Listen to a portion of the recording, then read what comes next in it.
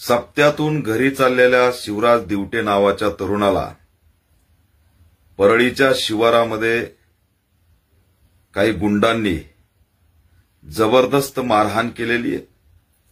मारहाणीचा व्हिडिओ बनवलेला आहे आणि व्हायरल सुद्धा केलेला आहे। या व्हिडिओ बनवण्याच्या पाठीमागे आणि व्हायरल करण्याच्या पाठीमागे मोठं षडयंत्र आहे की अजूनही आम्ही घाबरलेलो नाहीत, अजूनही आमच्या गँग सक्रिय आहेत। निवडणुकांच्या तोंडावरती अशा पद्धतीने मारहाण करून व्हिडिओ व्हायरल करणे हा एक सुनियोजित कट आहे। त्याच्यामुळे या प्रकरणाची सखोल चौकशी झाली पाहिजे। तुझाही संतोष देशमुख करू म्हणून शिवराज दिवटेला मारण्यात आलेला आहे आणि जी गँग जेलमध्ये आहे त्याची प्रति कॉपी आम्ही जिवंत आहोत असं दाखवण्याचा हा संदेश आहे का, हा सुद्धा या माध्यमातून प्रश्न विचारतोय। त्याच्यामुळे ज्या चौकशा थांबल्यात त्या पूर्ण झाल्या पाहिजे होत्या।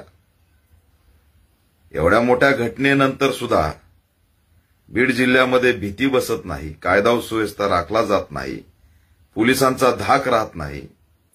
व्हिडिओ काढून जर मारहाण होत असेल तर एवढी मोठी घटना होऊन आणि मोठी कारवाई होऊन त्याला अर्थ काय हा प्रश्न उभा राहतो। त्याच्यामुळे मी वारंवार सांगतोय की पालकमंत्री अजित पवार यांचं लक्ष बीड जिल्ह्यावरती नाहीये। त्यांना त्यांच्या जुन्या साथीदारालाच हे पद द्यायचंय म्हणून हे पद एंगेज करण्यासाठी ते बसलेत का, हा प्रश्न मी विचारतोय। जर त्यांचं लक्ष असतं तर बीडचा कायदा व सुव्यवस्था राखला गेला असता। एसपींना कोण चॅलेंज करतंय?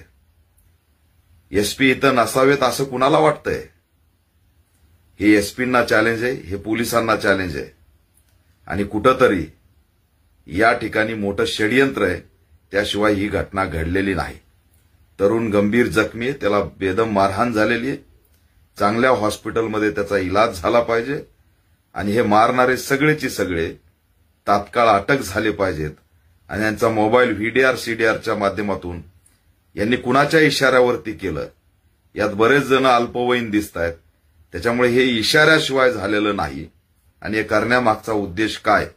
स्थानिक स्वराज्य संस्थेच्या निवडणुका आहेत, हे कुणाला भयभीत करायला निघालेत, कसलं ध्रुवीकरण करायला निघालेत, याची चौकशी झाली पाहिजे आणि एसपींनी ठोस भूमिका घेतली पाहिजे। पालकमंत्री अजितदादा पवार, मी पुन्हा एकदा आवाहन करतोय, वेळ देता येत नसेल तर राजीनामा दिला पाहिजे।